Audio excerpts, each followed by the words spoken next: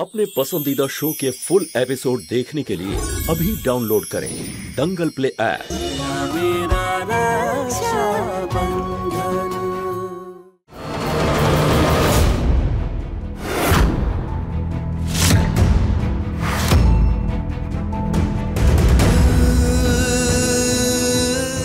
এই গয়নায় তো আমার বাবার নাম লেখা রয়েছে।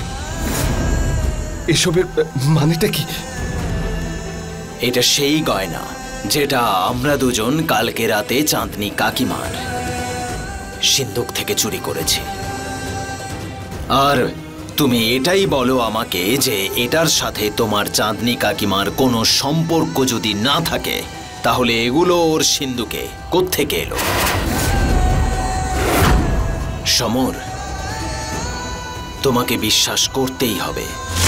বহু বছর আগে তোমার চাঁদনি কাকিমা একজন ডাকাত বউ ছিল।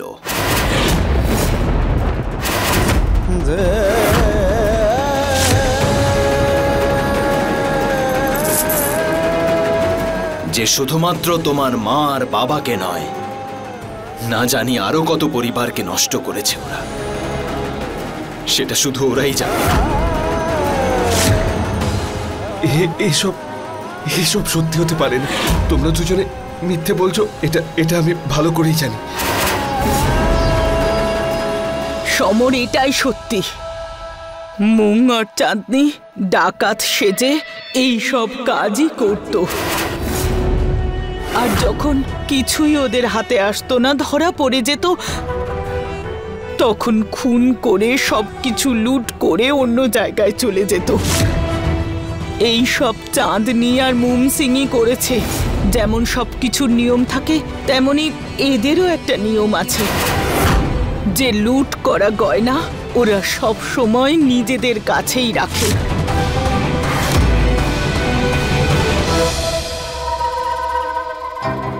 দেখো, আমি জানি তোমরা সবাই মিথ্যে বলছো। এভাবে এখানে যে যা ইচ্ছে বলবে আমি কি মেনে নেবো তার কথা?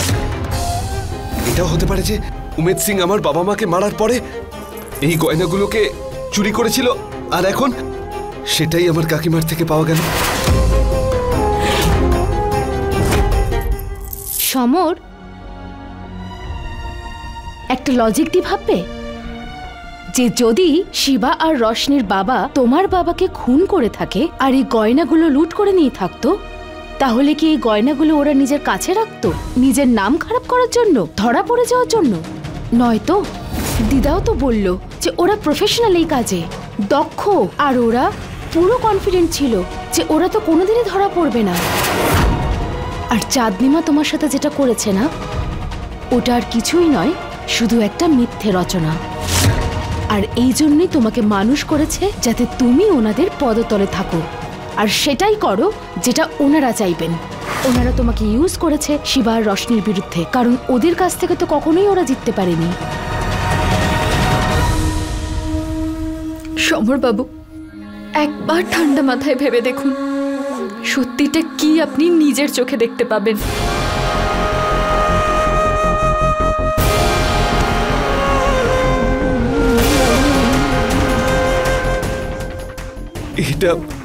এটা সত্যি হতে পারে না।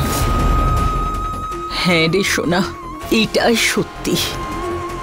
শুধু তোর চোখটা খুলে একবার দেখ, চাঁদনি তোর জন্য যা করেছে সেগুলো সবই নাটক।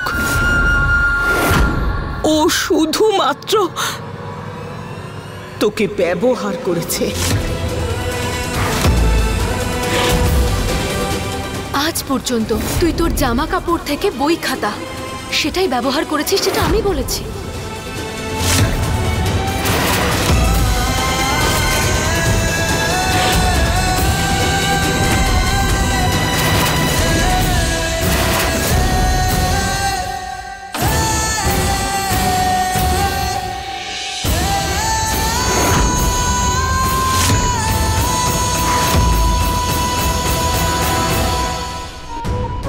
সমর বাবু! রশনি, না, দাঁড়া। আমি জানি সমর কোথায় যাচ্ছে। একটু সময় দে ওকে, প্রয়োজন আছে ওর। এত বছর পরে এত বড় একটা সত্যি ওর সামনে এসেছে, একটু সময় ওকেও দে না।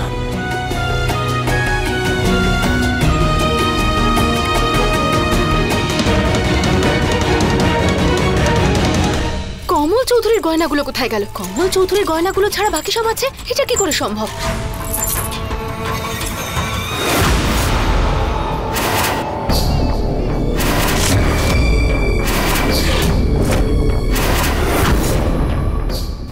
সমর, তুই এখানে হঠাৎ করে? কি হয়েছে বাবা?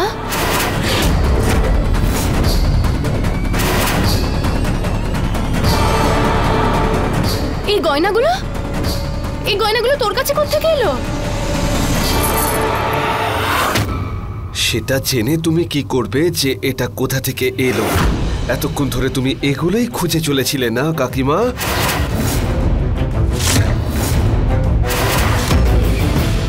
কমল চৌধুরী,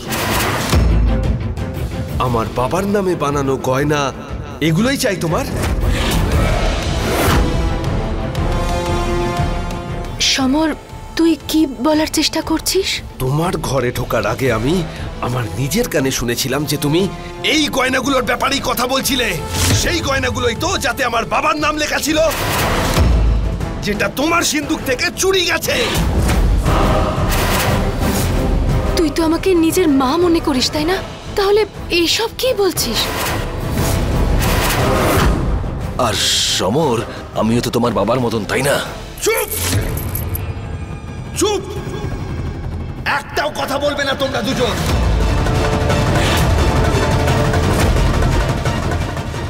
আমার বাবা মার সঙ্গে নিজেদের তুলনা করার চেষ্টাও করবে না। তোমরা দুজন তার যোগ্য নও।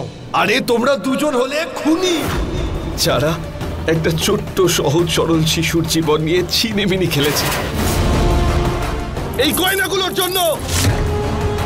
গয়না চাই না তোমার? বলো, কে তোকে আমার বিরুদ্ধে প্ররোচনা দিচ্ছে? এই সব কিছু শিবা আর রোশনি করছে, তাই না? ওরাই তোকে আমার বিরুদ্ধে করার চেষ্টা করছে, তাই তো? হ্যাঁ, আর তুই ওদের কথা বিশ্বাস করছিস? আরে ওরা আমাকে কিচ্ছু বলেনি।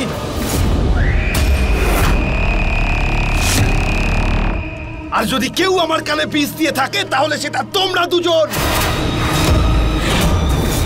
ছোটবেলা থেকে আজ পর্যন্ত আমার মনে শুধু বিষ ঢেলে গেছো তোমরা। প্রতারণা, ঘৃণা, শুধু এগুলোই আমার মন আর মাথার ভিতর ঢুকিয়েছো। আরে ওরা তো এত বছর পর আমার চোখ খুলে দিয়েছে।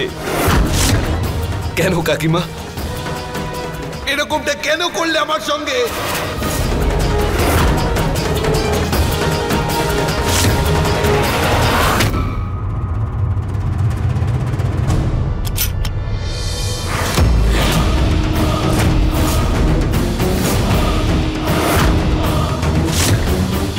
আমার হাত দিয়ে কোনো খারাপ কাজ হওয়ার আগে উত্তর চাই আমার এখনই।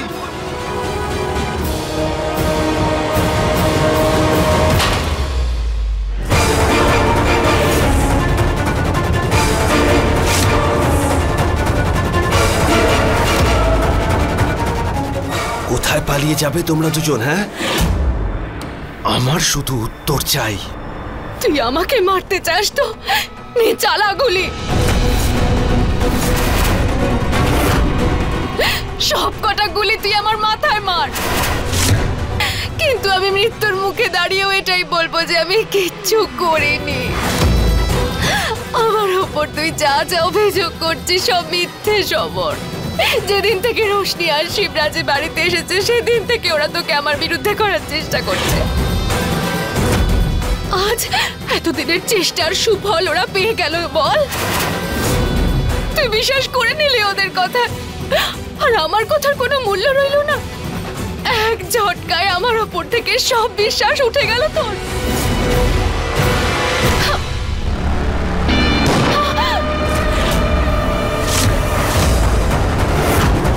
তাহলে আবারও একবার তুমি সেই মিথ্যের আশ্রয় নিলে। আজ আমি তোমাদের দুজনকে একসাথে মেরে আমার মা আর বাবার মৃত্যুর প্রতিশোধ নেব।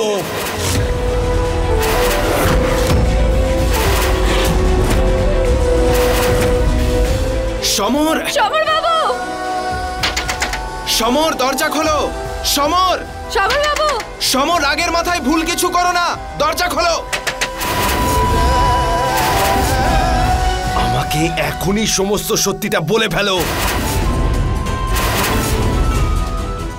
দাদা, সমর বাবু রাগের মাথায় না ভুল কিছু করে বসে। রশনি, সর! সমর, বল!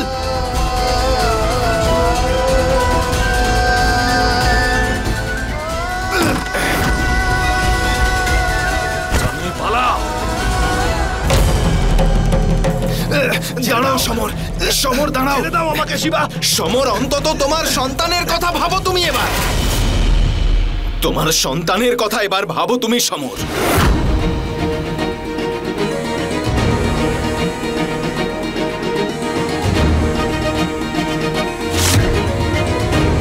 শান্ত হয়েও তো কথা বলা যায়, তাই না?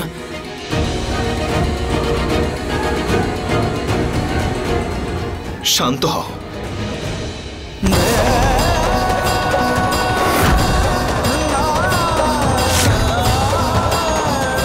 দাঁড়াও বলছি।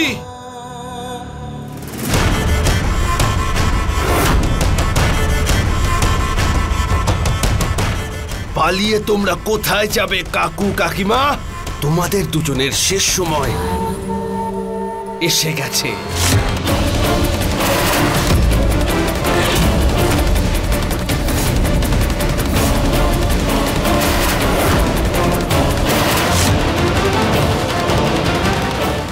সমর, তুই আমাদের ছেলের মতন, তুই আমাদের কি করে মারতে পারিস বাবা?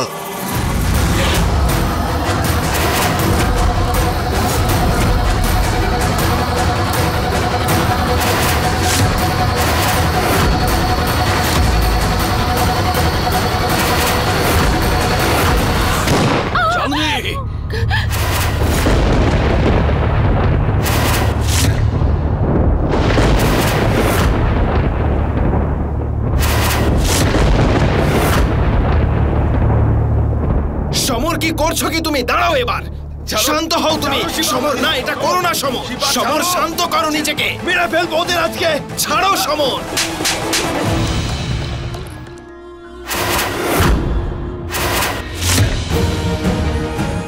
সমর, তুমি শান্ত হও। সমর, তোমার ছোটবেলা যে খেলা চাঁদনি মা খেলেছিল সেই খেলা এখন তুমি তোমার সন্তানের সাথে খেলতে চলেছো। ভেবে দেখো,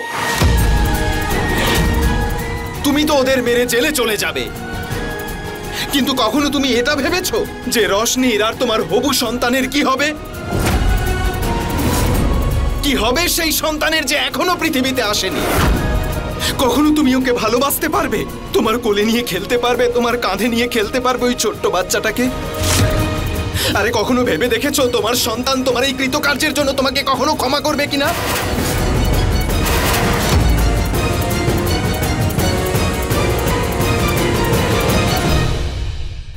সমর, শান্ত হও, একবার একটু ঠান্ডা মাথায় ভাবো।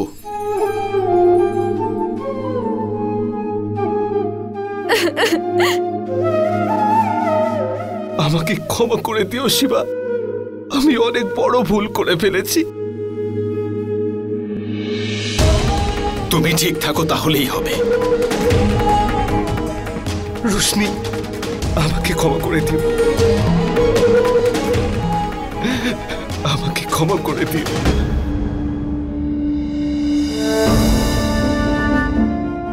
সমর, না রশনি, ও কাঁদছে এখন, কাঁদতে দে। কেন কাকিমা, কেন কাকু, কেন করলে তোমরা আমার সাথে এরকম? কেন করলে আমার সাথে এরকম?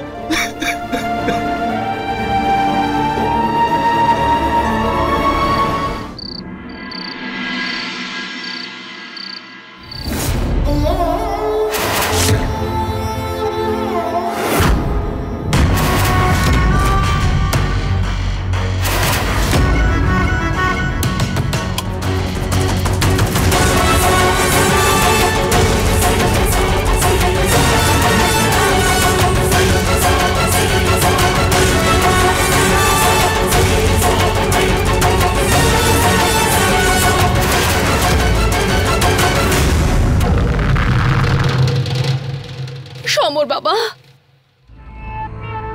বাবা সবার কথা শুনে তুই আমাকে শেষ পর্যন্ত ভুল বুঝলি, আমার ভালোবাসা, মমতা, স্নেহ সব ভুলে গেলি।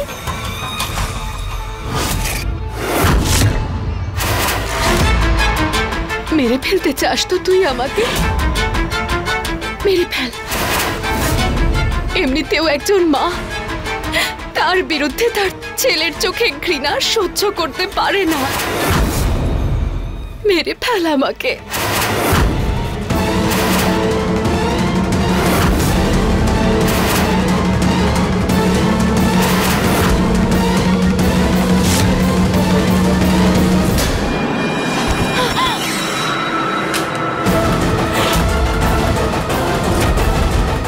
শিবা একদম ঠিক বলে যে তুমি প্রফেশনাল ব্ল্যাকমেলিং খুব ভালো করে জানো। বাবা, তোমার কোনো চালই এখন কাছে আসবে না, কারণ আমার আর তোমার মধ্যে যে সম্পর্ক ছিল সেটা মারা গেছে।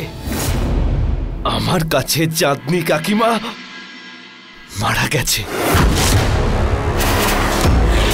না না বাবা, এভাবে বলিস না। তুমি হলে সম্পর্কের নামে কলঙ্ক, এমন এক কলঙ্ক যাকে আমি আমার মাথায় চড়িয়ে আর করতে পারবো না।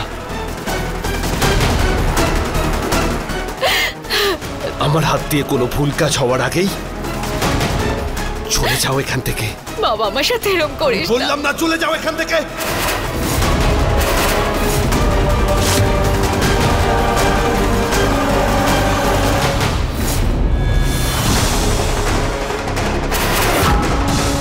তুই কি ভাবছিস তুই জিতে গেছিস? খেলা কিন্তু এখনো শেষ হয়নি রোশনি, কারণ আমার অস্ত্র আমি এখনো ব্যবহারই করিনি।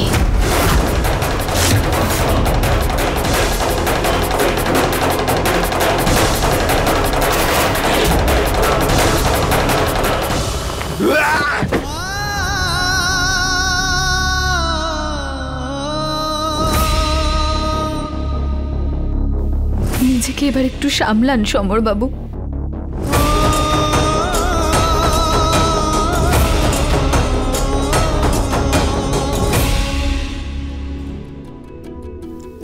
আজকে আপনি যেভাবে চাঁদনি মায়ের কথায় না এসে সমস্ত সত্যিটা বিশ্বাস করেছেন, তাতে আমি গর্বিত। যে আঘাত চাঁদনি মা আপনাকে দিয়েছে সেটা সারতে তো একটু সময় লাগবে, কিন্তু আপনাকে এরকমই শক্ত হয়ে থাকতে হবে। যদি পারো তো আমাকে ক্ষমা করে দিও রোশনি, আমি তোমার সঙ্গে অনেক ভুল করেছি। প্লিজ আমাকে ক্ষমা করে দিও, প্লিজ রোশনি।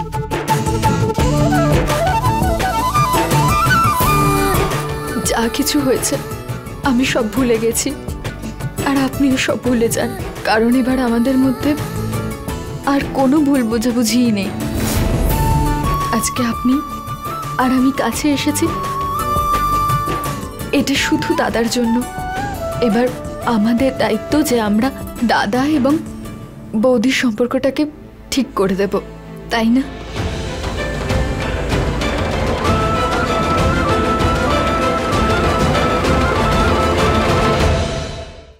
আজকে আপনি আর আমি কাছে এসেছি এটা শুধু দাদার জন্য। এবার আমাদের দায়িত্ব যে আমরা দাদা এবং বৌদির সম্পর্কটাকে ঠিক করে দেব, তাই না?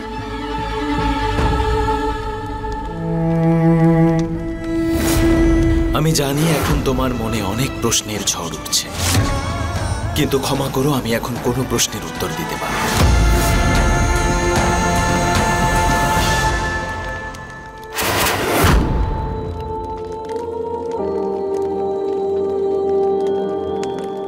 কোন মুখ নিয়ে কি আমি শিবার থেকে ক্ষমা চাইবো?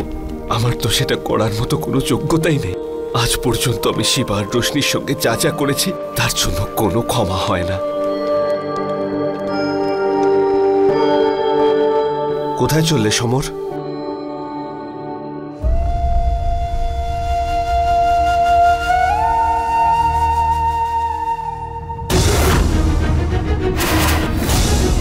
সমর, তোমার সঙ্গে যা কিছু হয়েছে সেটা তোমার এক ভুল ধারণার থেকেই হয়েছে।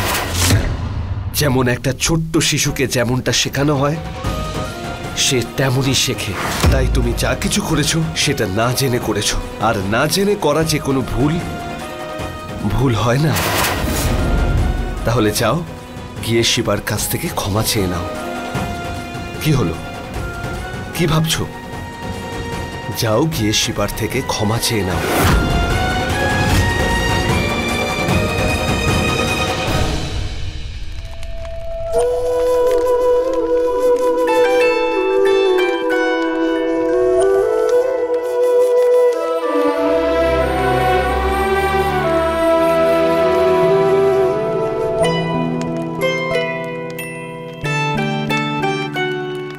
শিবা, আমাকে ক্ষমা করে দিও।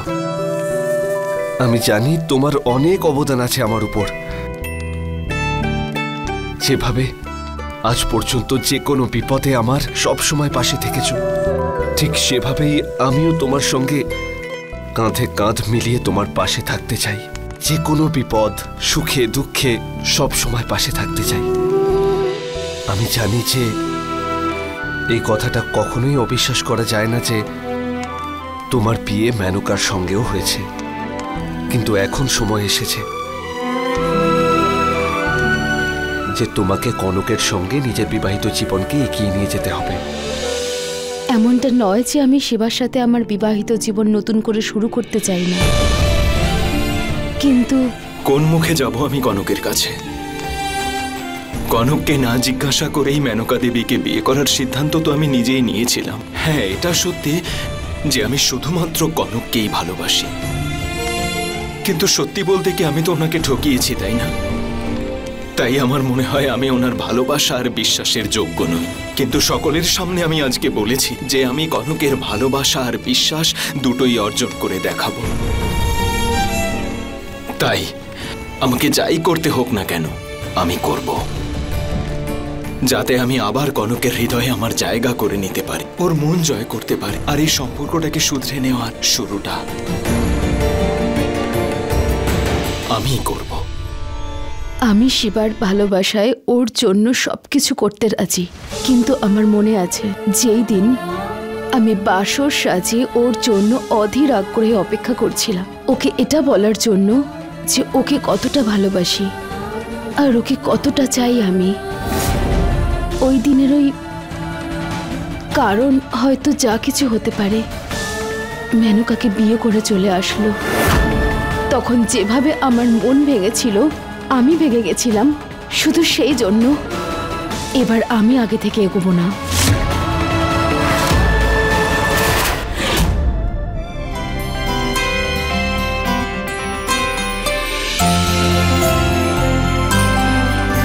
তাহলে ব্যাপারটা এই যে দাদা নিজেকে বৌদির বিশ্বাস আর ভালোবাসা যোগ্য মনে করে না, এই জন্যই ও মীমাংসা করতে সংকোচ বোধ করছে। ঠিক বলেছ তুমি। আর অন্যদিকেও কনকও যে নিজে আগে স্টেপ নেবে সেটাও তৈরি নয়। আর যদি আমরা ওদের এই ব্যাপারটা এখনই না বোঝাই, তাহলে ওদের মধ্যেও আমাদের মতোই ভুল বোঝাবুঝি তৈরি হয়ে যাবে।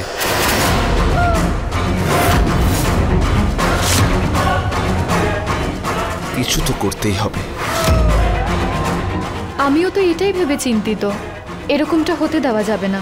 আমরা দুজন একত্র হয়ে ওদের দুজনকে কাছাকাছি আনতে পারি না সমরবাবু?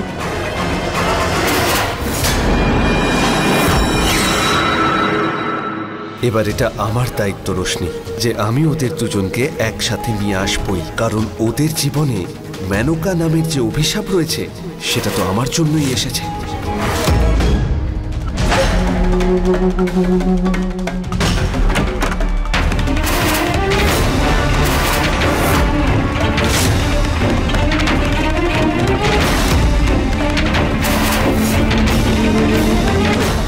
গুরুমা প্লিজ কিছু করো, ওই শিবা আর কনক এক হয়ে যাবে। সমর আর রোশনি ওদের দুজনকে তো মাথায় তুলে রাখছে। তন্ত্র মন্ত্র যা খুশি করো তুমি, শুধু এইসব হওয়া বন্ধ করো। শিবা আর সমর দুজনেই আমার হাত থেকে বেরিয়ে গেলে তাহলে আমার তখন কি হবে? আমার তো সব প্ল্যান কেটে যাবে।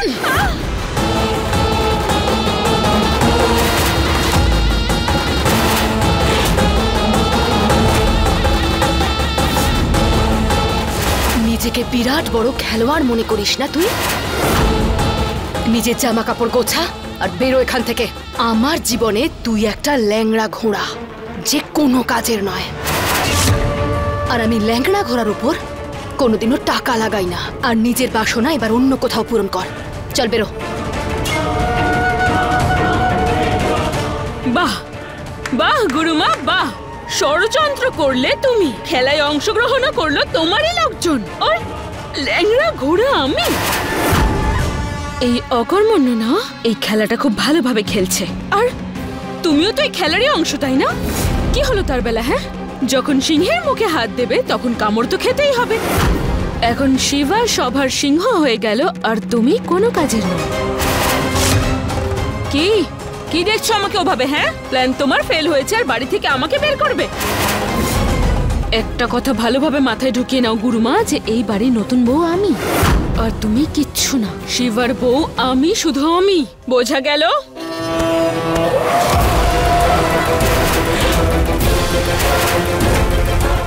আমাকে জ্ঞান দেবে চাঁদনিকে, তাও আবার একটা ছোটছাচর মহিলা, যে কোনো কাজেরই নয়।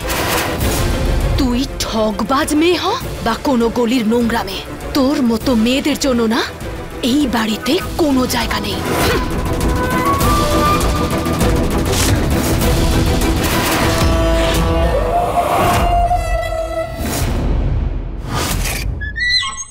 এই সমর,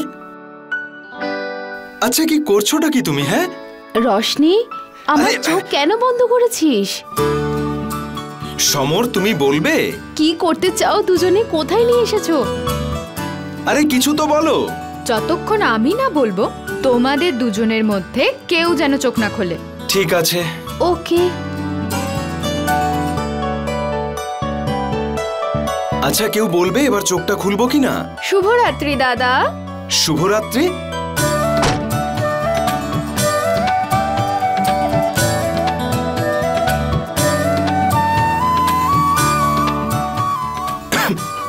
আরে দারুণ সাজিয়েছে তো।